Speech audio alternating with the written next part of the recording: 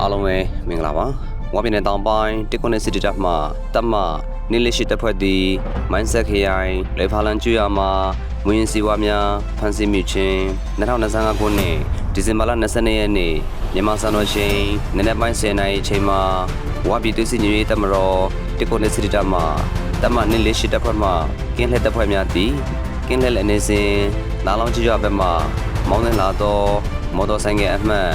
ရှမ်း4953ညနဲ့ဝမ်ဟောင်းလက်စစ်တားပေးစေုံဘက်မှမော်တော်ဆိုင်ငယ်ရင်အမှတ်ရှမ်း999နေတို့ကို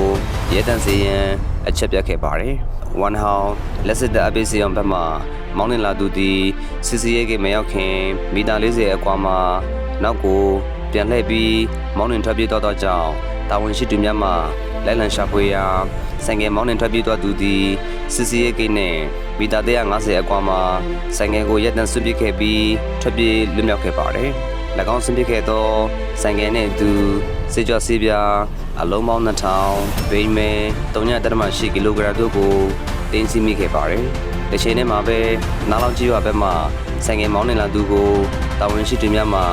၎င်းရင်အားရက်တန့်ပြီးစီးစီးခံရင်အချက်ပြတ်ခဲ့တော့လဲ၎င်းရင်မှမရဲပဲမောင်းနှင်ထွက်ပြေးရင်ကြိုးစားရမှာတာဝန်ရှိသူများမှပြစ်ခတ်လိုက်တော့ကြောင်းပွဲချင်းပြီးတည်ဆုံခဲ့ပါတယ်။တည်ဆုံတော့သူထံမှဆိုင်ကဲနဲ့အတူစစ်ကြောစီးပြားအလုံးပေါင်း9000မြန်မာငွေ200ကျပ်ထိုင်းဘတ်ငွေ80ဘတ်နဲ့၎င်း၏မှတ်ပုံတင်ကတ်နဲ့စမတ်ကတ်တို့ကိုတင်စီမိခဲ့ပါတယ်။တာဝန်ရှိသူများမှတည်ဆုံတော့တဲ့သူကိုအောင်မှုစွာမြင်မြုပ်ခဲ့ပြီးဖြစ်ပါတယ်။ထွက်ပြေးလွတ်မြောက်သွားသူကိုတာဝန်ရှိသူများမှဆက်လက်ရှာဖွေလျက်ရှိကြောင်းသိရှိရပါတယ်။အားလုံးပဲကျေးဇူးတင်ပါတယ်။